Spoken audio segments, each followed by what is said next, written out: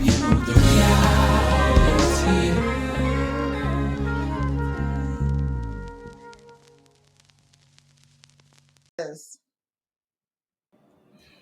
What's up, everybody? It is your girl T Moore, and you are listening to On the Other Side of Momming, because there is more to this mom life.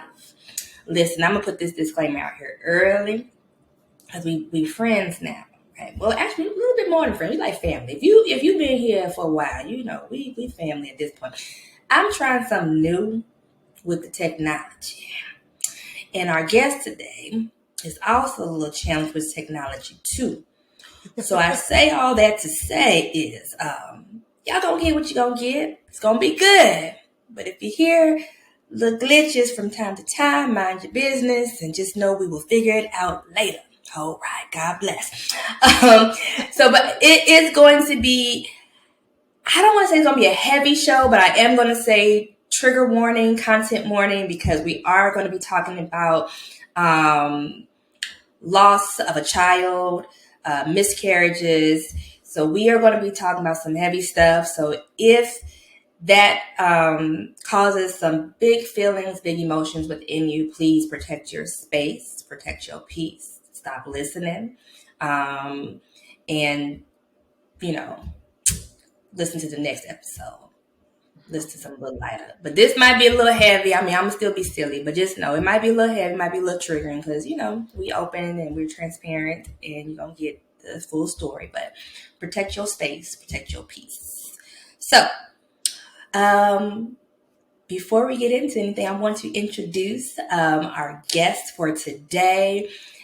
This dynamic woman, I actually had the opportunity to meet her in person February of this year, the year of our Lord 2022, at this writer's retreat that she hosts called the Busy Bee Writing Retreat. And Mrs. Coretta Collins, soon to be Dr. Collins, she's just amazing. Like, just from day one, just my interaction with her has been, I'm so blessed to have women like her in my life, because in my adult life, I have met women who stretch me and pour into me and force me to be my best. And she is definitely one of those women. She is so inspirational. She has dealt with a lot of life changes. And, I don't know how you've navigated some of these avenues, but you have done it well. She's a nurse practitioner. I don't bother her with my antics because, I'm recovering hypochondriac. And I did have a situation at this past retreat, but I didn't tell you about it because I didn't want to worry you and put you on the clock. But I did. My hands was feeling stiff. Oh my goodness. Okay, my pressure was high. I used to keep a little pressure monitor. And it, could have been wonky. I was like, this is high. Now I should have known that. I need to know those things. I mean, it came back now. I was regular. Okay. I'm fine. But yeah, so Coretta, tell the people about you, and then we'll get into the show. Y'all know we'll get your inspirational and all that good stuff. So, but first we gotta know who we're talking to today. Who is you? Who is you? Well, thank you for having me. I'm excited to be here and sharing this space with you. I am Coretta Collins. As you've already kind of told them a few things. So I am a nurse practitioner. I actually specialize in oncology. That's the care of patients with cancer and hematology, blood disease. But in addition to that, I'm also back in school, I guess, because I am a glutton for punishment. It seems I'm working on my doctorate. I'm counting down to December of 2023. So, but additionally, I'm a wife and I'm a mom. I have 3 babies on earth and 1 in heaven, and they keep us extremely busy. And I'm a writer, which is where T and I initially met in person. I know we kind of knew of each other even prior to that, but we didn't meet in person until February at the Busy Bee Writer Retreat, and it was like we had known each other forever.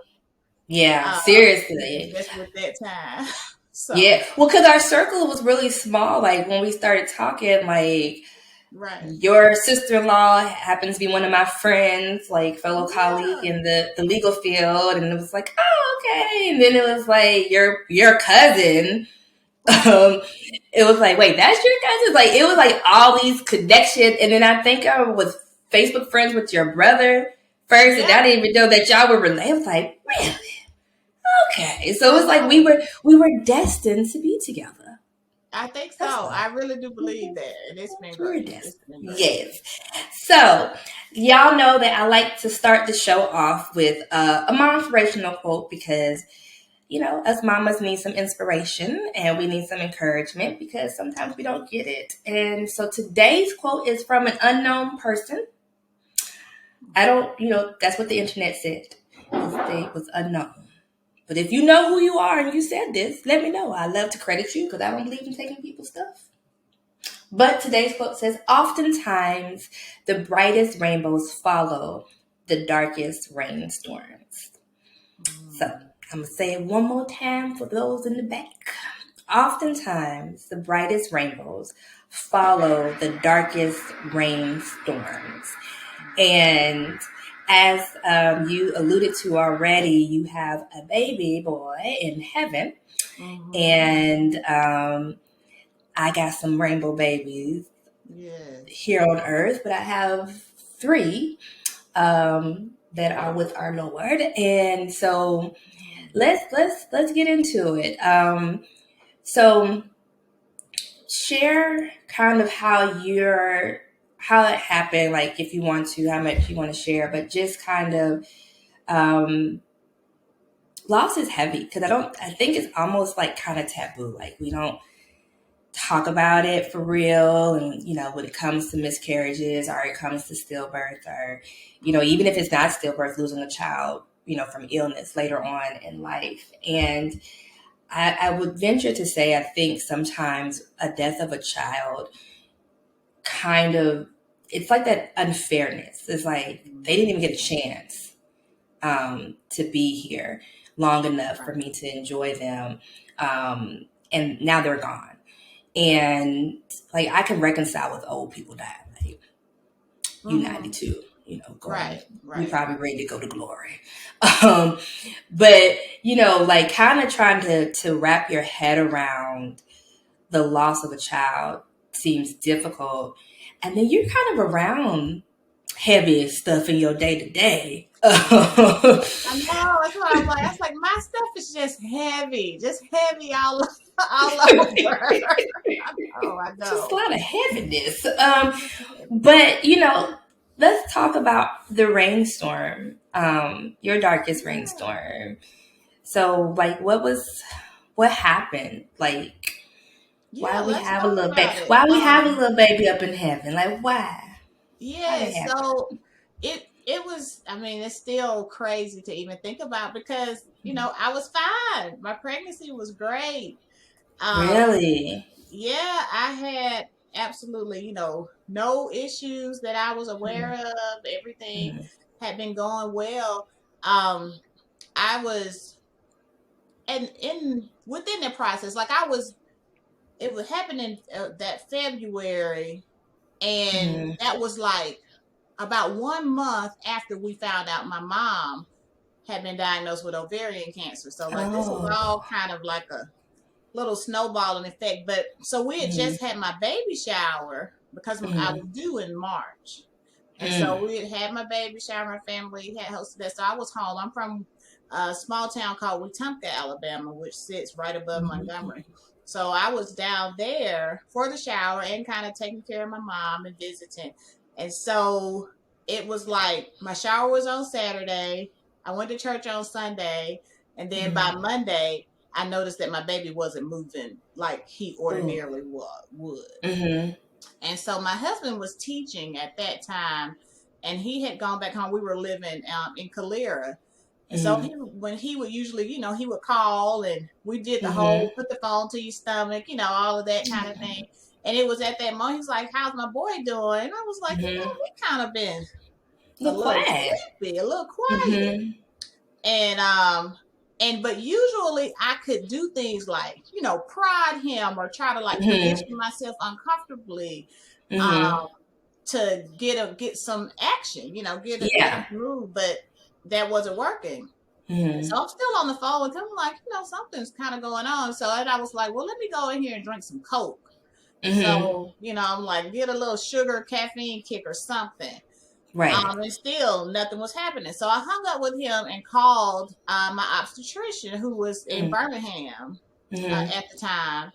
And, she explained how sometimes, especially like as babies get later in Mm-hmm. gestation, that they have more Yeah, but periods still. of some that we have Yeah. to rest and, maybe Mm-hmm. not moving as much. It had been like a really busy weekend, Right. And so I was like, oh, she's like, but still go ahead and just get checked out, but she felt like it's probably not anything, but go get checked out anyway.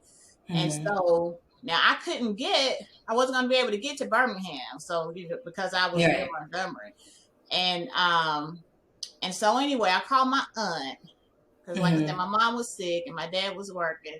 So I called my aunt, which one of my mom's sisters, and she came over Mm-hmm. and she took me to the hospital. Yeah. And so as we were going to the hospital, thankfully, I call him our family OB who was in Montgomery. She Right. she knew how to reach him, even though by this time it's like evening. She called Right. my uncle who knew how to reach him directly, and he was Mm-hmm. nice enough to come meet us at the hospital. Oh, that's And nice. so, Yeah. I got there. So I'm trying to be, like calm, and I'm thinking positive. My Mm-hmm. aunt is talking to me along the way. She, of course, has like prayed 1,000 prayers by now. Right. Of course, Floyd is like obviously on his way down at this point. And so I'm just kind of, quiet. Well, I get to the emergency room. You go up there. I tell them that, I'm here. I was like, I don't really feel my baby moving. My baby's not Right. moving.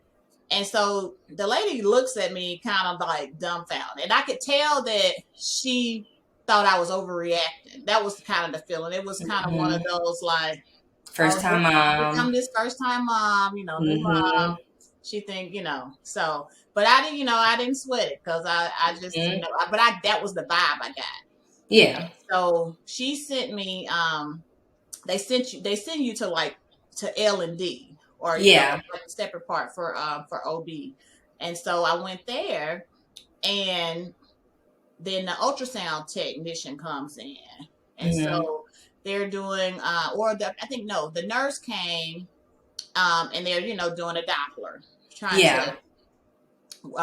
just find a heartbeat, and Right. they couldn't Yeah. find one. They didn't hear one. Mm-hmm. So then somebody else came, and Mm-hmm. the same thing, because it was like maybe this one is not Mm-hmm. working, or sometimes we have problems. It was like they were trying to Mm-hmm. like say things to still not be like To something is freak you going out on just wrong. yet. Right. And so then the ultrasound, technician came in, Mm-hmm. and it's still, no heartbeat, like no Mm-hmm. moving. Um, and so, I can see this, but I'm kind of like not saying anything. I'm Mm-hmm. just kind of being Are you a quiet. nurse by then? Were you already a nurse when you were pregnant with your first So son? no, not quite. Okay. Um, at that time, and Mm-hmm. so I was just kind of like, but I still already like knew enough to know like, Yeah. something is going on. Mm-hmm. Um, and so she leaves. She was like, we'll be back. She said something to that effect or whatever. And so Mm-hmm. we're just, by this time Floyd has made it there, and Mm-hmm. I don't really know how, because I promise it feel like he must have flown, got Right. some money, Right. yes, to get there. Mm-hmm. But at any rate, so not long after that, then the doctor comes in. Okay. Yeah. That's he Mm-hmm. ends up breaking the news to me, and so he was like, of course he was, he's a super guy. I still like love and respect him to this day. Yeah. As he kind of explained that the baby appears to have died in utero, and there is no heartbeat, and he Mm-hmm. even went back and confirmed it himself and Yeah. everything. And so at that point, I'm just kind of like, in shock. Mm-hmm. And then Yeah. the part that really got me, I remember, is that after that, he gives us like a minute to kind of sit with it. But then he says, we're going to admit you to the hospital and prepare you for delivery. Yeah, because Right. But I mean, but I was, it just was like, that was a lot. Like, yeah, and because so like you just told me he's not alive no more, and now you talking about you about to take him out. Because in my mind, I'm thinking like, yeah, I guess that has to happen. Like it's like logically we have to take the baby out, but it's just like you just told me something real heavy. Like let me process that. Exactly. And so I'm like, okay. So then my mind goes, I was like, okay, so I'm going to have a C-section. Like they're going to just, Right. take the baby out. Okay. So, and then it was like, oh no, wait, no. Yeah. And he's like, no, we're not going to do a C-section. We're going to induce your labor. And so I'm like, are you serious? Like, so that means like I gotta like stay here, go through this whole. And he was like, yes. He's like, trust me. He's like, I know you don't see it right now, but this is it'll be better for you overall. To save you a big surgery if you don't have to have it. But of course, I'm not, I wasn't really thinking in that vein. I was thinking more like quickness. Like that's what I be thinking. This is a lot, really. And I'm still, and at this point, I still had not accepted that my baby wasn't alive either. Right. So I'm holding on, so they get me moved to another room. And, by this time, several of my family members are there. And I am just kind of like in this place of like disbelief. It's like, no, he's gonna wake up. This can't really be happening. And so like he had ordered things, like some medicine for anxiety and something to help me sleep, but I was refusing to take it because in my mind I didn't want to like do anything that could further, that can maybe keep him from waking up. Right. And so so that night was like they did the use the medication that you use to try to get your cervix to soften and open up, and then it just kind of went from there. Like literally we knew they proceeded with inducing me. And then I remember like he basically said, he's like, and we're going to get you an epidural. And I was like, nope, I don't want one, because that was still I was trying to hold on to, I guess, whatever bit of control I could. And keeping in mind, like in the back of my head, like, no, he's gonna come out, he's gonna be alive. And I'm thinking of like the Bible stories, I'm like, Lazarus, I'm like, this is not really what's happening. And so he's like, I really think we need to get your epidural. I'm like, no, I don't want an epidural. Finally, I mean, I ended up having one, and the person who came to do it, bless it, this is where why I'm at, part of why I'm at the place I am now in terms of trying to like educate and advocate for people who have been in my position or similar positions. So nobody had communicated with the nurse anesthetist that my baby was dead. So he comes in to do an epidural. Well, of course, for most people that's like happy time. Right. So he in here chipper. He's telling me, and so the nurse was in there with me, my nurse who was like really good. She was in there with me at the time that he came in. And he says, he's like, congratulations, what are you having? And so I just simply respond, a boy, and kind of just, because I'm not trying to get into it. But she could, I mean, if looks could kill, the looks that my nurse gave him really sliced him up. But, so anyhow, she and I think she ended up kind of telling him, after that. But it's like at that time, and I know he felt awful, which is why I didn't want to be like, be a Yeah, jerk because it's like clearly you don't know what's happening right. here, Clearly you right? don't know. So anyhow, I got the epidural, but it only worked on one side of my body. Oh, So, okay. so there was that. So There's yeah, my feelings was like that. numb on one half, not the other so Okay. much. But Hmm. it was like, I still was like, my baby's gonna come, he gonna be Yeah, alive. that This hope baby's gonna still there. yeah, Yeah. that hope was still there. But and I ended up, delivering him like later that well it actually ended up being I was in the hospital a couple days because Mhm. I wasn't ready to deliver. It was first Right. time mom. I was like between 36 and 37 weeks. So I Hmm. still had time. Right. So, and like this all started on a Monday night. Well, I didn't Hmm. deliver until Wednesday. Okay. And so, so that process Hmm. kind of went on for a while in terms of Hmm. trying to get me there. And then, but I did deliver him, and then he looked perfect, you know. Hmm. And I still was hoping he would wake up, Yeah. but Yeah. needless to say, he that did not happen.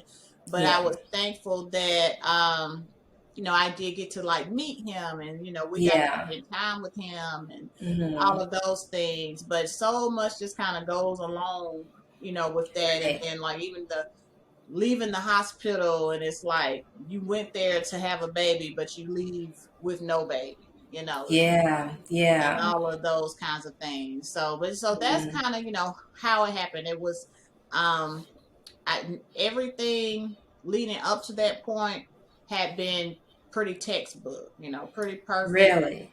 I had yeah, it was no indication Hmm. at all that anything was wrong with him or with me.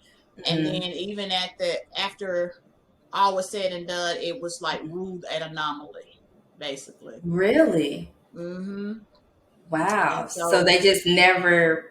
There's no clear cut reason as to what happened. as to what happened, yeah. Did you find yourself like blaming yourself still? Like, even though like they said nothing, there's nothing that we can find that we can Hmm. say this is causation for why he passed away. Like, did you still feel like, no, I got to find something? So, like, did you find yourself kind of picking yourself apart, thinking that you could have done something different? Like, kind of what was that like? Yeah, so I just felt like, it's like something, if nothing was wrong with him, y'all telling me he was okay, then something Hmm. had to be wrong with me. Like, so Right. what was wrong with me? And why can't we Hmm. like find out, or try that approach? But then ultimately, I kind of, because the other part of me is like I recognize like sometimes these kind of things just happen and Mm. without explanation, so Yeah. I just kind of wrestled with just kind of accepting that or trying to Hmm. accept that even though I did have questions. But then it was just a matter of just, grieving. It was just like, Right. this has happened. Hmm. And I was like, I don't know. I was like, I still don't know why, but I have, Right. reconciled Okay. that it has. But Yeah. it Yeah. was like, That is so tough. Like, I'm so sorry. Like, that's just like, I think like when I got pregnant the first time, I remember how excited I was because we had started mhm, trying, and it was a little challenging because I had did the depot shot. I only taken like maybe two injections of it. Like, I didn't even do like a full year of depot, and I remember like we came back from our honeymoon, and I was trying to get my cycle back, and it was just not trying to come back. It was mm, just like, oh, good. I'm good where I am. And so, like, my cycles were like sometimes 60 days, like mm, just apart from each other, like from the last one. Like, and I was like, okay. But when we started to try, of course, they tried birth control. That sort of kind of worked, but not really. Like, it didn't really do anything. And I ended up switching practices mm, to another practice to see like what we could do differently. And so, I I really hope y'all don't hear this dinging on my side because I definitely turn on Do Not Disturb and I'm being disturbed. And so I remember like my doctor currently gave me Clomid, and not necessarily to get pregnant, but like to try to see if it would help. But we didn't get pregnant, but it helped me get my cycles back regular. So they were now regular cycles, and we are like, okay, cool, this is great. And so, I went to go visit my in-laws one day, and I remember like my stomach was hurting like really, really bad. And we had to pull up at the gas station, had to go in the bathroom and have a little moment. Toilet. Had a little moment, toilet. And then we went back to his parents' house and had another little moment. I was like, this is the Flonase. The Flonase is causing my stomach to cut up. Now listen, don't y'all judge me. Don't you judge me. I see how you're looking at me. I thought it was the Flonase making me have the poops. Okay. It's not the Flonase. I actually popped pregnant. And I was like, oh my gosh, I'm pregnant. And it was like, I remember just like so excited. And I was like, oh, please don't let me have morning sickness because I don't ever want to throw up because it's disgusting. And I called the doctor and I went in and I came in for her to confirm it. I think it was like 5 weeks and 2 days. And so she like did the ultrasound and we could see the sac, but no baby. And so she's like, oh, it's okay. We'll check you again in maybe like 2 to 3 weeks. We'll wait. Cause sometimes, they're real small. And so, she's like, you have a sac. So there's something there. But again, first time mom, I don't know what that means. Like, whatever. And I was kind of obsessed with pregnancy though too. So I kind of in the back of my mind was like, that don't sound right, but okay. Because in my mind, I felt like that's like some Houdini stuff. So you saying the baby gonna be here maybe in 3 weeks, like at 8 weeks we should see the baby. Okay, cool. The moment we left her office, for some reason I had to go to the other side of the hospital, and I was at Brookwood, and so Brookwood ain't necessarily really that small. As I have come to learn. And I could barely make it to the side of the hospital that we was walking. Like, all of a sudden, like, one side of my body was just rocking in pain. And then we made it over there. I did whatever labs I had to do. And then as we're leaving, we had to go back to the women's side of the hospital. At this point, I'm doubled over. Like, we got to stop in the gift shop to get some Tylenol, something. I need something because I am in pain and I can't hardly walk. And so the Tylenol, I might as well have took a sugar pill. Nothing was working. And so we called her back and she's like, are you bleeding? I said, I'm not bleeding or anything. She said, well, if it continues to get worse, go to like urgent care or something. But she was like, you're fine. And then I called my cousin who's an OB and I was telling her what was going on. So she like, I said, it's been going on for hours and the Tylenol is doing nothing but upsetting me at this point.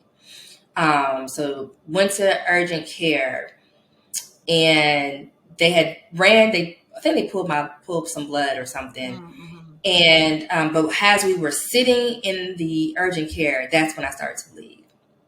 Oh, wow. And that's when I knew, like, yeah, that's probably not normal. That's not normal. And, I called my doctor in that morning and, she's like, come on in so we can kind of confirm your levels and see if they're dropping or not. And it's also the day I knew I was going to quit my job because my boss at the time texted me and said, hey, you going to work remote today? Now, I know I called you yesterday and I had told you I'm possibly miscarrying. And you was like, oh, I'm so sorry. But you asked me, am I going to work from home? Yeah, that's the other part of that subject. Chat, let me tell you. Luda said some very unkind words about her that day. And should she be listening, I hope you have gotten better with your tack. Because that was, I don't think I will ever forget that because it was so insensitive.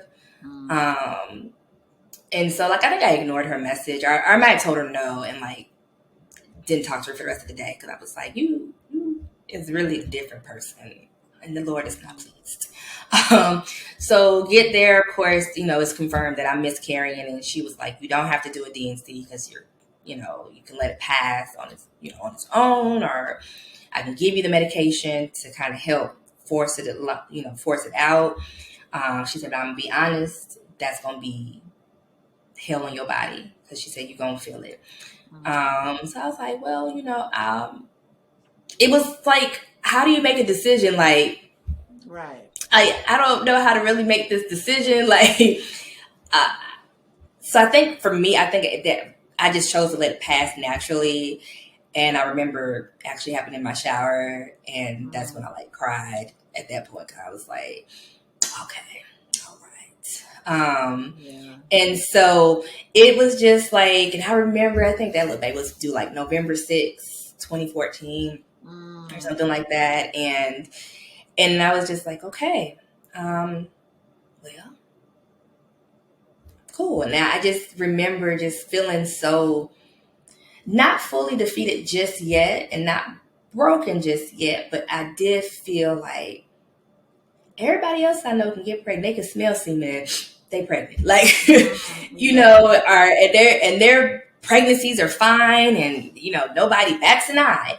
And me, like, what is that about? Like, it felt very unfair, actually. Like, I was actually quite upset because it felt unfair that, well, why doesn't my pregnancy get to be normal? Like, why is it in? And I remember I had started blogging kind of about it. And when I would talk about it, I remember someone telling me that I should kind of like, kind of get over it. I remember someone telling me, oh yeah, I remember like I had this friend and their baby didn't have any brain. And that's really, really tough, like that's hard. And I was like, oh. So then I began to think like, so my type of loss is not on the scale of losses when it comes to this is nothing. And it should be a lot easier because, you at least you didn't have a baby. You didn't have a baby in you. That so much. I know it's like people, they mean well, they're well intentioned, but it's so inappropriate and so hurtful, to say those things. It's like you don't minimize somebody else's loss, and you don't compare to, your sister, cousin, whoever, because it's not. That's you don't. Right. It's just and you don't do it even if you've been pregnant and you've experienced it and be like, well, at least you didn't do. It's like, well, I still experienced loss.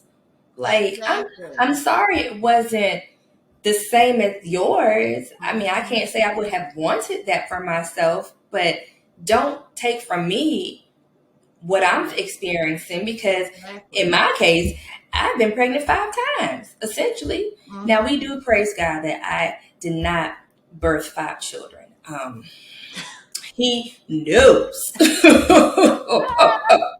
If he don't know nothing else, he knew. He knew. So, I mean, when I think about it in the grand scheme of things, Lord, I thank you. I know. We thank you. We thank you. As well as they are. Yeah, well as they are, because it seemed like your girl was a tad fertile. Okay, and it seems like we would have had some stair steps and not to heaven, not stair steps to heaven. No, they would not lead us to heaven. Nope, they was leading somewhere else to a bottle, to something. Stop it, not a bottle, and not a baby bottle. Not a right. I know exactly what you know what that. Yeah, girl, I'm talking about that other bottle, grown up bottle. We're so thankful to the Lord. We're so thankful. That is not the edibles on deck for sure. He knew. But You touched on like one of the big issues, and that I hope people will take from this episode, is that whole concept of, just disenfranchised grief. Like, I don't think mm. there is Oh, that's a big word. That one of your doctoral words. You learned it. You learned it. That's one of your doctoral words. What I that mean? cannot with you. Disenfranchised. Disenfranchised. It is basically people who have suffered, pregnancy loss or early infant loss. Their grief to society at large and to the world is greatly misunderstood. Is greatly like minimized or not as impactful or meaningful, to people. And that's not how it should be. And I have a problem with that. But I feel like by speaking out about it, that's how we can help, other people who have been in this situation, and to help people who are friends and family and loved ones of those of us who have been in that situation to do better. And so that, like, try to be a little more understanding, like, express your condolences, but don't express your condolences and say, but at least this. Yeah, we don't need No. nothing extra. Nobody asked for the extra tidbit that you're Right. giving. There is no at least this. Just, I'm Exactly. sorry for your loss. How can I help you? Let me know. Do Yes, you need a meal? absolutely. Because that's And all if you need to there are say. any like employers out there who are listening to this, please take this kind of loss into consideration for your employees and treat it the same way, put it in the Mm-hmm. policy, treat it the same way as you would if it was a parent or a high Mm-hmm. school child or whatever the Right. case. Because the other thing is, um, when you have pregnancy loss, I mean, you're still dealing with the physical impact of that. Correct. Right. Your body is going Listen. through changes, if you want to Listen, talk you about know something. what, Kurt? I don't think I thought about that either. Like, to be Yeah. honest, like, there was still, the body still had the HCG, so it still has to process that hormone Exactly. out of your body, no Yeah. matter when you may have had a loss or not. Exactly. Like in your case, you still have to, the Right. milk still Oh, coming in, you're still girl, that having story. that, Ooh, because that's a story I right can't, there. I can't even imagine, like, the milk coming in, and not even that, because you think about it from even adoption, birth mothers who are giving up Exactly. their child Mm-hmm. to place their child with another person, like, that's still a loss. Like, Absolutely. and people, now, I get on my soapbox with this one because, because I'm sensitive to I that know. need, Yeah. Yeah. and people minimize it and they make it really about themselves, because it's really not about the child. Like, if we're going to be 100%, it's never really about the baby, right? It's about them. But no thought process is talked about when you're talking about the trauma that the child will experience, Right. right? As they get older and understand that they are adopted and they start learning about their origin story. But nobody talks about birth mom who may or may not have a support system, and chances are she doesn't have a support system, Right. that she now has to grieve the loss of a child that Mm-hmm. she'll never get to probably see, because some of these people take the kids and change phone numbers, addresses, and hide, and Right. are, even if they have some type of open adoption type situation, they're still not getting that connection. Like, loss is so much more than just the pregnancy. It's all Mm-hmm. types of loss of a child, no matter how you have lost your child. Like, yeah, like, that's, yeah, ooh. I Mm-hmm. don't know. That's a whole, girl, that's deep. Yeah, I didn't think about that, because, yeah, your body still got to process the Yeah. pregnancy. You still got to process the hormones out of Right. you, and baby blues and Exactly. postpartum. Like, none of that So, disappeared so with yeah, the it's just pregnancy. not right to just be like, okay, you coming to work tomorrow. Like, that's not And appropriate. That's not appropriate. I really hope for anyone who's an employer and in the situation of hiring people, Mm-hmm. please show empathy. Like, Exactly. do not lack empathy in that. Do not compare and contrast. I didn't even know you were pregnant. You didn't look like you were like. That Right. is It wasn't one your business. to begin with. Like, that's the first part. It's none of your Right. business to start with. But even if you knew or don't, you don't get to minimize someone else's loss. And that's for me what I experienced a lot of, Mhm. was the minimization of my loss. And because the two after that I had, I had another one more miscarriage after that first one. I was pregnant 3 times in 2014. That is probably a record somewhere in the world. Mhm. But I got pregnant again, found out in September, at a friend's wedding, actually. I was really tired. I remember I was like really, really tired and couldn't explain why I was so tired and then I wasn't sleeping. And that's actually when I learned that one of my things that will let me know if I'm pregnant or cycle's coming or whatever is I don't sleep. I kind of get a case of insomnia.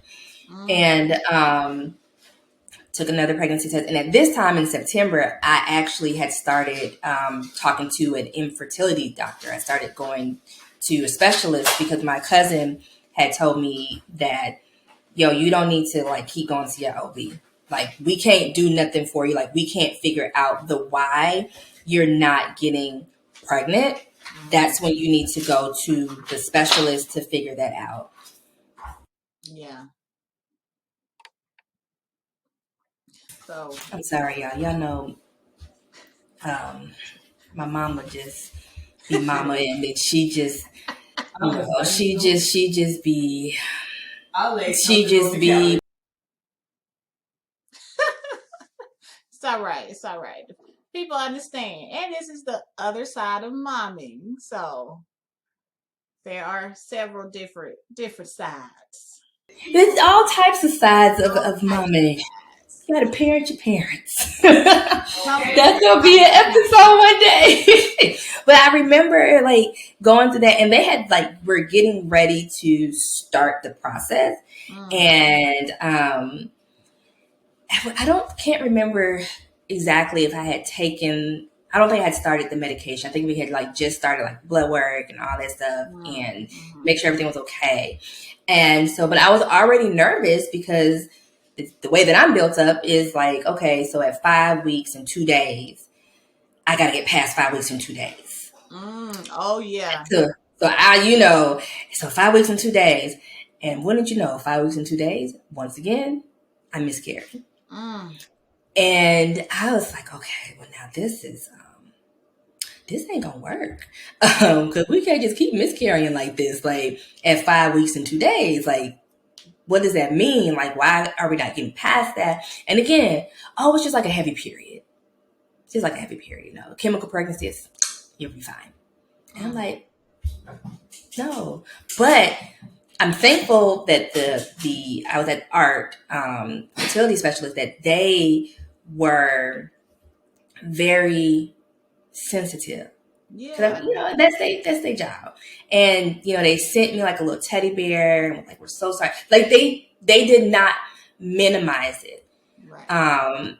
and so when we finally got pregnant and we could finally go through our first actual treatment cycle, we skipped October, we did November, and I was able to get pregnant in November, and that's when I had Miss Sidboo. Okay. And but it was still the anxiety though, Oh yeah. right? Like it was still That all this that anxiety. stays. Yes. Because that's the other phase was like, okay, is she going to stay Mm-hmm. inside of me? Yeah. And like we got past 5 weeks and 2 days. I'm like, Right. okay, we moving. And then of course there was still this, like with each ultrasound, you hold your breath because you're Hold your like, breath. Oh yeah. is the No. baby still okay? Baby's still looking good, still move. Mm-hmm. But then I remember there were things with her where like, oh, she's a little small. She's a little small. And I'm like, Yeah. what you mean? I'm like, okay, well, Yeah. whatever. For a while there, I had just kind of, I had became resolute that, even Mm-hmm. though I had always talked about we wanted children, I had just Mm-hmm. decided we weren't having it. It I could was, see that. it was like, I don't think this is really for us. Maybe, How long did y'all wait after? it was 5 years. before Okay, we. so y'all waited. Oh, we waited. I mean, it was like intentional about. I was like, what kind of, how many kind of birth controls do I need to take? You gonna pull out? Cause you gonna pull out. I don't care what we do. You Listen, get what out. can I do? And so, I mean, yeah, it was like, and you know what ended up encouraging me or kind of like helped me get over, like I say, the family OB in Montgomery was phenomenal because after my experience, I ended up just Mhm. staying with him. So even Mhm. though I lived up here, Oh, you were I driving down to Montgomery? I was driving down for my appointments, Mhm. and and he would say, he would always like kind of check in, and Mhm. check on the process, and Mhm. he would and so finally, one day he was like, I really feel like it's time for y'all to go for the gold. That was Mm. how he would phrase it. Not And go for I'm the like, goal. I'm like, what gold? Mm-mm. What gold you talking about? Mhm. And so then, as I kind of started warming up to the idea, I was like, so, well, if we do it, um, are you gonna, are you still gonna be able to take care of me? Because I know Right. it's like this distance thing. And he expressed, he was like, he didn't think that would be the best. He would, prefer me to have somebody closer to where I live. Oh, you And so wrong. yeah, I know it. My little feelings was hurt. I was like, Selfish. but I totally understood at the same time, Yeah, and yeah, he's like, but I'll help you get somebody up there. yeah. And so that's kind of what ended up Oh, is happening. that how you got your extraordinary doctor Yes, now? yes, Mhm. I did. She saw me through. She saw me through. Yes. Baby, yeah. I told mine. I said, it's her or my cousin. I don't mind driving to Atlanta to go see my cousin, but Yeah. I told her, you saved my life. I ain't going nowhere. So I know it. I we know we it. So yeah, together. but it She was be talking about she 5 be talking about she years. retiring. I'm like, girl, where you going? She said she gonna retire. I'm like, no, you're not. Oh, Well, your if you cousin? no, my current Oh, doctor, she be talking about she okay. gonna retire, and I'd be like, stop, just stop it. I would just come to your house at this point. Then she's like, you gonna come Well, to ours? mine did stop doing OB. She's done it, and I think I was part of the reason. Oh, goodness I gracious! Not I you might, I ruined might have contributed. for Well, we joke about it. We joke that, woo, so boys like you, boy, maybe you. say, let me just do GYN only. Maybe just stick to the GYN side of the house, cause But yeah, you. I said, well, hey, since we done, and she knew, that we were done. I was like, well, I'm past all that part now. I will see you at your new practice. That's right. Cause listen, I'm ain't no more. The factory is shut down. right there. I'll It be is right on over. closed. But To, but yeah, but so it was hard to get back on the horse, so to speak. so to speak. Oh wow! But we did. Yeah, it was 5 years, and then Yeah. during that time, it was like, whew, like it was literally like from day to day sometimes, and definitely Yeah. from month to month. Like, all right, Mm-hmm. you're still pregnant. Okay, Yep. Okay. you Yep. know, keep going. And so, but after my experience, I was like immediately thrust into high risk.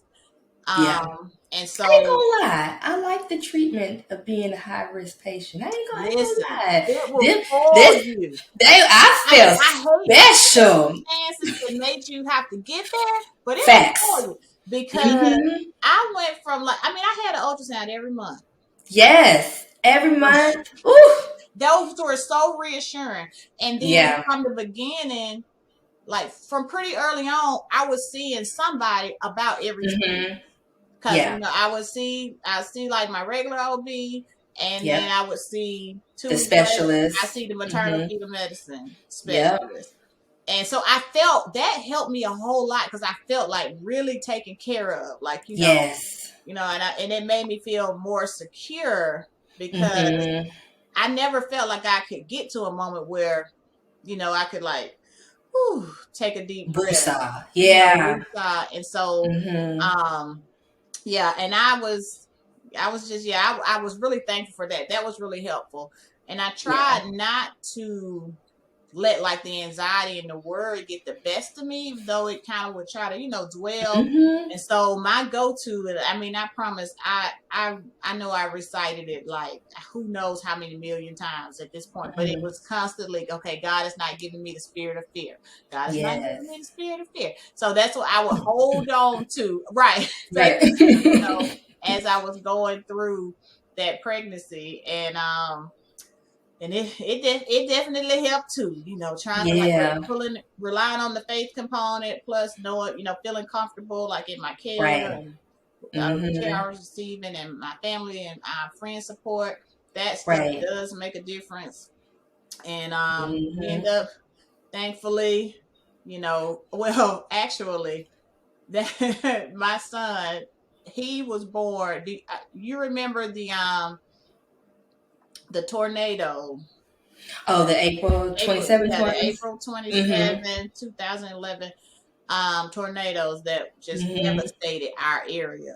Yes. So because we had already planned, like, and Dr. Roberts, she was not playing. She was like, you will be, we're inducing 38 weeks. Like, Oh, she said, we don't not, even the worry plan was, about it.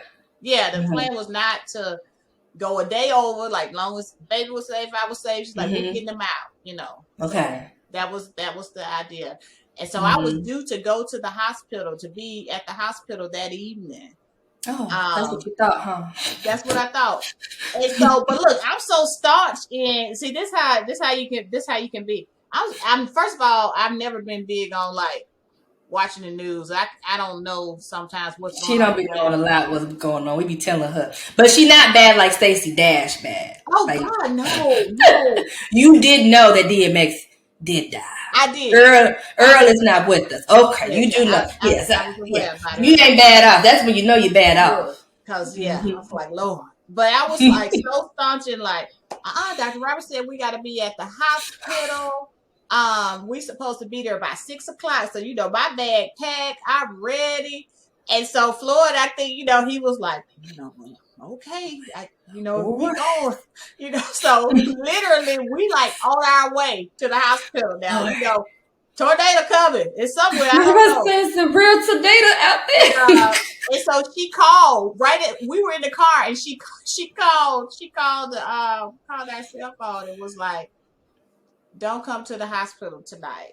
Not tonight. Like, it's like, I understand the forecast is bad, whatever, it started to blink.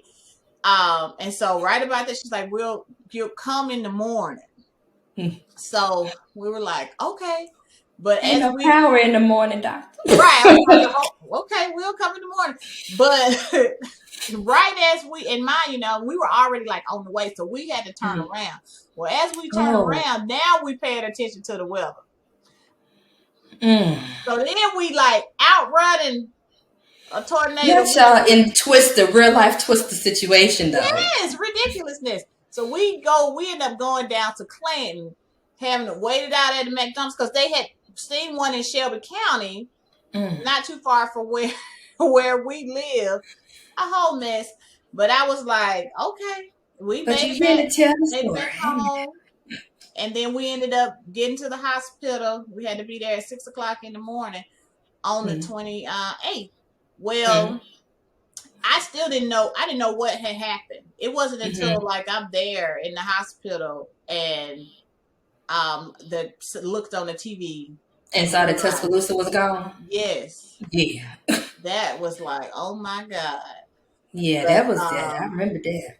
yeah, that was, and then in some of like the other areas and the impact. Mm-hmm. But yeah, so but we made it, and Let he me made tell you, your it. stories just can't be regular stories. It's just not regular. Yeah, I know it, It's not I know regular it. story. It's just a mess. It's a But mess. he made it. He So you made got it. one, but now you don't got just one baby. You got I we got the same amount know. of Well, so kids. I We tell got people, I was like, so after we had, even though it took, we waited like 5 years before we decided to try again. I tell mm-hmm. people after he got here successfully, I felt like we had momentum. So it was like, all right, let's just Right. go in and And he try up this again. again. And so that's what we did. We went ahead and tried Okay. again. And so we ended up getting double. I call them my double for my trouble. That's right. And so yeah, so then we had Charleston. So he run Hmm. like 19 months apart. Oh, praise So they came, God. relatively quickly. And Look, so, but then after running in behind those two, we was a little tired. yeah, We wanted to go for, we were like, because ideally we wanted our kids close together. yeah, yeah. And so, like on purpose. But Purposefully. yeah, it wears you out though, but it's a blessing. I know. I know. So, but yeah, we was a little tired with those two boys, those two boys. So Savannah, she made it in, but She got it. not quite as soon as we would have Thought. tried to, yeah, Yeah, we would have yeah. thought, but she made it. She made it She out, did. break it up Mm, the rear. So yeah, sometimes that's I all look right. at her and be when she gets sassy, I be like, look girl, The girl. look girl. It's something about them Savannahs. I guess so. It's I guess something so. I about think they Savannah. all sassy, but Cause my little we nano. are very, very thankful. Yeah. It happened. I feel like each of my kiddos, they don't like replace, but I do feel like they represent Oh yeah. the siblings that gone before them. Mm-hmm. Like they represent each of the miscarriages. Like actually just sitting here thinking about it. The first one that was due in November, I got pregnant with Sid in Mm. November. You know, Oh and yeah. I didn't even realize like, yeah, I got pregnant this month that little baby would have been due. Mm-hmm. And then, Sydney came with her own set of complications. Yeah. Because again, it wasn't regular. Like, learned about HELLP syndrome. I was like, what is Right. this? I know. Over here about to die. Literally. Yeah. Um, and yeah, because I remember, but looking at the pictures, like between my pregnancy picture of Sydney and then the ones with Nana, it's night and day. Night and day. I was puffy and swollen at the about that 7 month mark with Sid. Like nose was like here to here. Like gee, it's already big. I didn't know it can get any bigger, You need to but stop. apparently it can grow.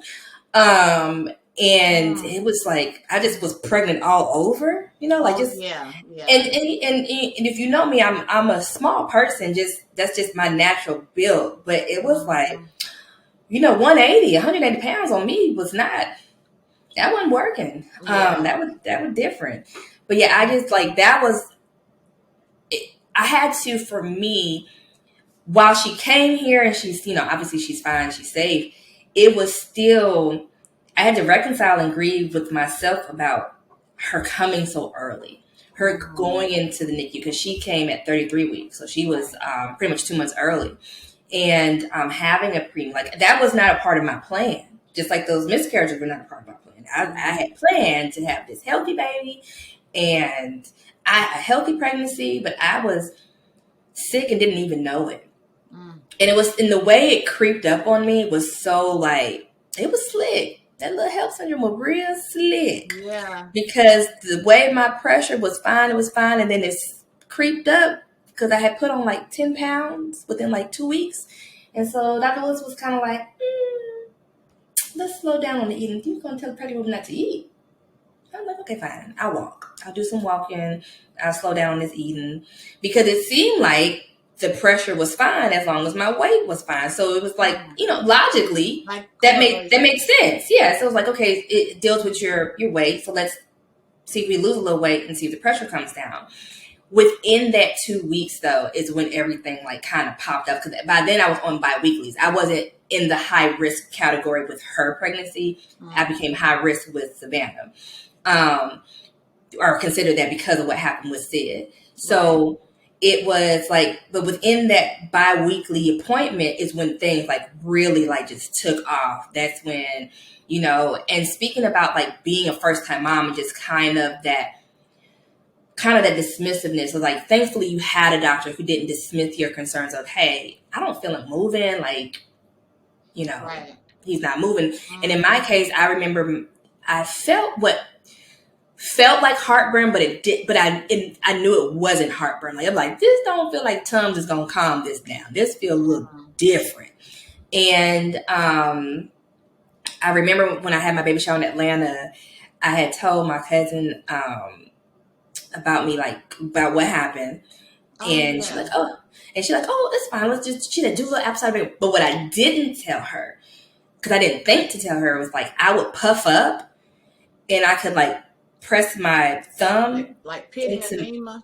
yes, I had that. I just thought I was just, I thought it was normal. I didn't know that that was a sign that something was going on. So I never said anything. And so when I told her about like once everything had passed over, she said, girl, you would have had her in Atlanta because you wouldn't have got back on that road. Mm-hmm. I would have delivered her at that point, and you would have had her right here in Gwinnett. Like I Yeah. was like, oh, I just wanted to have my baby shower. That's all. I was trying to just have my shower.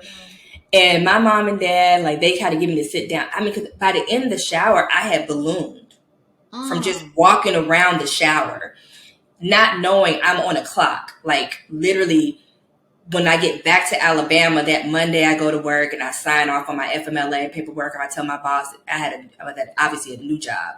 And I tell him, like, hey, we're just praying that she'll make it to July because it's June. It's Father's Day, like the day after Father's Day. I'm like, so we're just praying. So keep us in prayer. Like I said, we can just get her to July. We're going to be great. It's going to be good. And he's like, yeah. That evening, that sensation comes back. And I don't even call the on-call doctor again because she had made me feel stupid. Because she's like, well, just take some Tylenol. Like, I mean, you can come to labor and delivery, but I mean, they're probably going to send you home. And I was like, okay, but I'm like bent over the steering wheel, but okay, whatever. So I didn't want to experience that again. So I actually was afraid to call back. The sensation is back. I mean, it's on, my chest is on fire. And I feel like I have to, like, I'm nauseous, but I'm just dry heaving. I'm not even like throwing, I'm just dry heaving. And then it like goes away, just stops. And then this headache comes and it's rocking my head. Like my head is like on fire. And that never let up. No medicine was going to take it away. And at 6 o'clock in the morning, I call into work. I'm like, I can't go to work. 8 o'clock, I called Dr. Will's office. She like, or 9 o'clock, whenever she opened, I called. She like, call back. They like, take time out, elevate, drink some water, call back in an hour. Call back in 1 hour, let us know. 10 o'clock, call her again.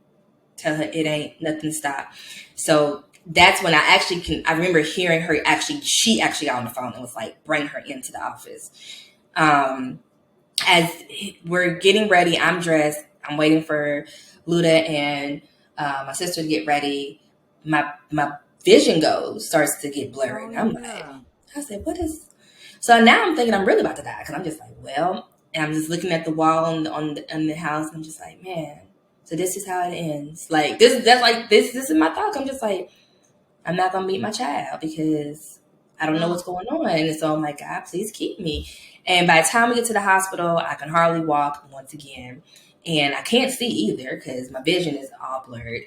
And I'm, I'm very happy, very chipper. I always speak to people. I walk into the office and they're like, oh, you do not feel, because I usually always like, hey, y'all, how y'all doing? I ain't got nothing to say to nobody. I don't know what's going on. Like, and so they took my blood pressure, and I do remember I saw that top number at like 181. But yeah, I know I saw that because because I remember I looked down and I saw it. I kissed my teeth. I was like that, and because I knew what that meant. Like I was like, yeah, thank God you made it through, and we so made it, girl. baby girl. But you know what? And I credit my doctor because she chose to save me first. Because Sid was fine. I wasn't fine. And usually for HELP syndrome, obviously the cure is you got to deliver. Right. Most of the time they just deliver baby. And, some moms end up in like comas or whatever. Right. But she chose to stabilize me first. She spoke with her mentor to let me know that was, but other people were telling her like, you should just go on and deliver her. And she was like, no, I'm not going to do that. I'm going to wait until she is stable enough. So they waited until my platelets got back up to a point. I mean, I was because I was being real foolish though in that hospital room. Like, I do remember me telling them I was from Yeah. Cali, because that was important, that they knew I was from Cali, and that meant that I was tough. Mm. That's what that meant. Yeah, we're That's not what gonna that meant. hold any of those things against you. Don't hold nothing against me. You I know. won't tell you what I told one of the doctors there that had my doctor like look away and like snicker to the Yeah, side. you already you told me that offline before. We'll keep that. Yeah, I'm gonna keep that. I'm gonna keep that. We'll keep I'm that gonna keep that. offline. Just know, don't try to throw your medical degree at me. I know medical terms too. Huh. Okay? Uh, All right. I know what webbing details me. Okay. oh, look, see that right there? That's another I got a episode. I have a juris doctorate. I too have a doctorate, sir. Okay? You do. But I listen, do. I'm not gonna be throwing your legal terminology at you. So just stay off, Well, that's true. Doctor They all, Google, cause all right. he All don't right. always know. He don't He know. don't You always right. know. You right. You're like, oh, my elbow hurts today. I think I hit it. Let me go check real quick. Oh, it says cancer. All right. I'm going to die in 2 Oh, minutes. I Okay. cannot. Yeah, right. Oh, that right there, I'd be like, I've gotten so much better. I don't even tell my doctors what I think I have. I let them do their job because, it makes them feel good. yeah, thanks. Yeah, I'm sure. I'm sure it does. I'm sure it does. Yeah, for sure. I just want them to feel good about themselves, you Mm, know? mm, And mm. that's what I aim for them to feel good.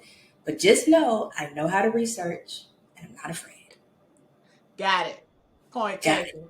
But no, Good. but seriously, you did mention something early on that I think is important for the people to know and understand. The people. Is that because you mentioned, we were talking about, thankfully, the Lord has blessed us to have children Mhm. since our losses. But it's Yes. important for people to realize and know that those children do not replace the children that you lost. They And don't. so I know a lot of people, that adds to them like minimizing or not really seeing Mhm. a full picture. Um, Yep. but it's important to know, like, so when you're coming up with your comments to say to people, that goes back That's to not the, one. yeah. That's not one you say Yeah, either. it's not, at least you can try again. At least you have other kids. At least, Yeah. you could It's adopt. At least akin this. to when your loved one dies. Oh, and you knew they're, oh, at least they, I know they're not suffering. I know. I'm aware. But thank you. Yeah. I appreciate it. So I still want them here. But I exactly. do appreciate you for, I guess, trying to help. Don't help. Yeah. So I Don't think, help. education is power. The more you It know, is the power. more you The grow. more, And I think, that's right. people, they want to say things, they want to help, They do. but they just But don't don't. really know. So that's why we're here to try to encourage and empower. And I'm trying to advocate for these moms and families who have had to deal with these kind of experiences Yes. to help their loved ones know how to help them. Well, because we need it. We really do Yes. need to talk, especially we need to talk more about it. And I also, for those of you out there listening who may have gone through any type of loss, don't let anybody minimize it. Mm-hmm. And also, if you are, for those who do want to have children and you might be struggling to get pregnant, really, when I was having the miscarriage, you stressing, you don't need to stress, pray, blah, blah, blah. That's cool. But there are doctors Mm-hmm. that can help you.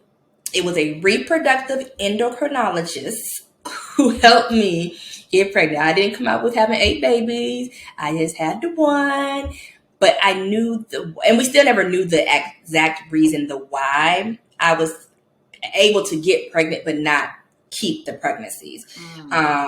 The thought process was I just wasn't producing quality eggs when I was ovulating. So it was like, okay, we got to get you a quality egg at ovulation to help you. Although baby number 2, Savvy, was spontaneous. So there was no treatment that was done. She was spontaneous. And, she was just meant to be here. Even though she decided to come at 41 weeks. That's fine. She's here among She's us, here. keeping me on my toes. Mm-hmm. But She I had to really, make up for she didn't have to. she had to make up for the 33 weeks. She didn't have to. I listen. I think at that point I was calling every week, like, hey, what's See, but going it on? kind of balanced out a little It bit. did though, because it was just like I hadn't made it, and she would laugh. Like my doctor would laugh, like, "Oh, you hadn't made it this far." Because last time she said, "Girl, no, this is normal." No, it's not. I'm hot. I'm hot all the time. My heart is beating fast. Oh yeah, I Get her know out. about it. Okay.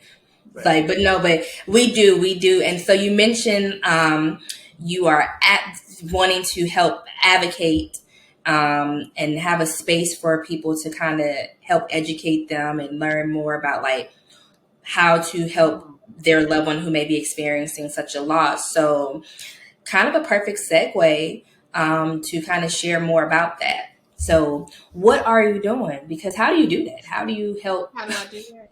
How So, do you do that? well, I Besides guess cussing them out, because you know that's gonna be my answer. Cuss them out. no, don't do that. Don't do that. And also you should be happy. I didn't even cuss one time on this episode with you because I know you're a good Christian girl.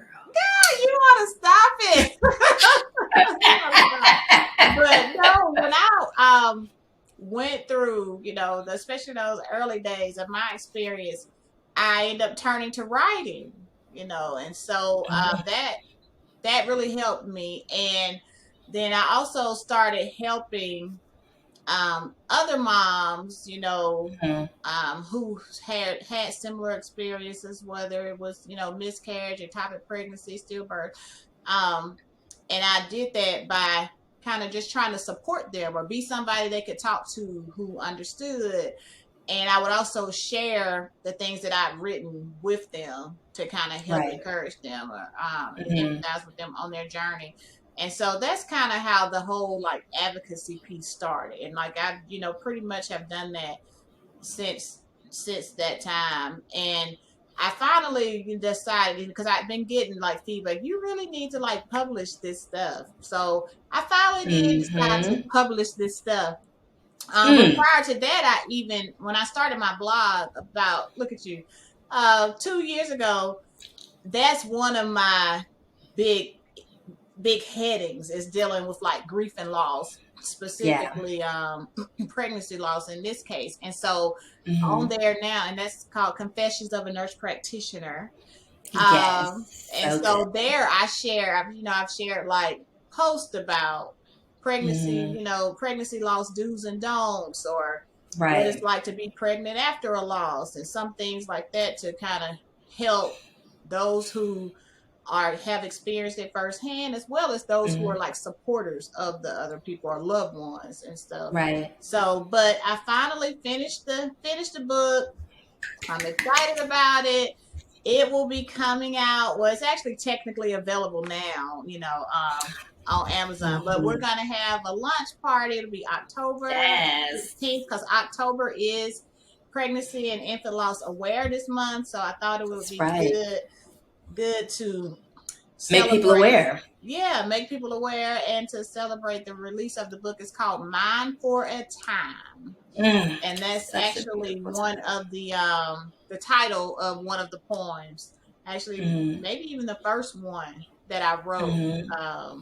as I was starting coming to reconcile what had happened to me and how I was going to get through it. But so it's basically it shares narratives as well as poems to encourage and give insight based on Hmm. my experience and what I have been able to do to help others. So the goal is, so it's ideally it will be for actual moms and dads who have Yeah. suffered pregnancy loss, but Hmm. also for those family members, those loved ones, those church members, those whoever, or somebody Hmm. who just wants to know how to do better or what they can do to be better at Hmm. supporting That's a right. person who has gone through pregnancy loss. So That's gonna because be it is so a good. different kind of loss, and people tend to It is. not know what to do very well. Correct. Correct. So that is the idea. So I'm excited about that. I'm really hoping that it'll, help who is intended to help. Good. I think it's going to be amazing. So, you guys make sure you grab your copies. We'll make sure to link it in the show notes so that y'all will be able to purchase and support. And, how can people find you if they're wanting to just connect with you, see what's going on in the world of Coretta?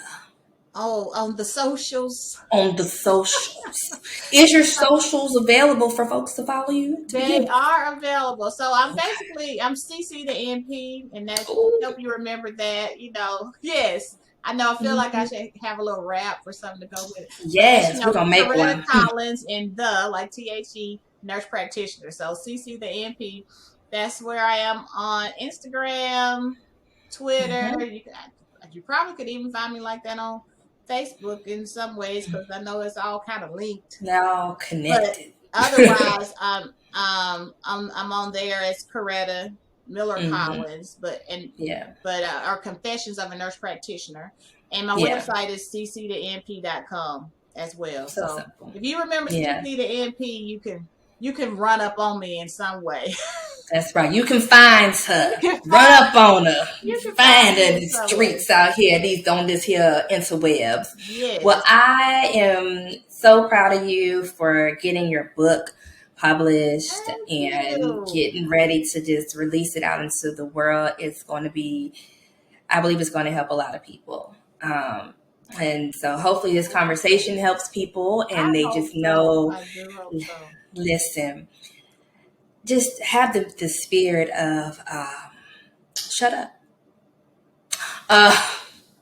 If you don't know what to say, just take that. Okay, she said presence, I said shut up. But either way, just sit there. If you don't know what to say, be quiet. Just hug them, hold your hand, think your little thoughts in your head that you would want to say, and just hold the hand, be quiet.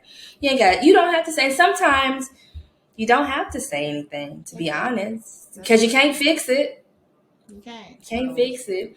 But so I think that is great. I'm excited for you.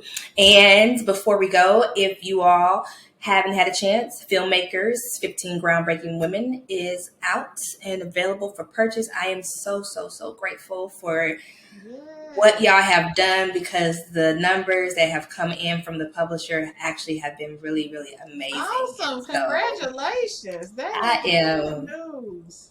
So excited. So very good, as Auntie Tab would say. Very good. Very good. But so we are going to head out because, listen, the kids will be home soon, and I like to try to get me a nap in before they get home. Give me a little rest before they come over and be loud and stuff. But Coretta, I appreciate you so much for your time. Thank you. Thanks for having me. You have been amazing. You've been amazing. And to my family and friends out here, you know what we do. I will see you on the other side. Have a great rest of the day.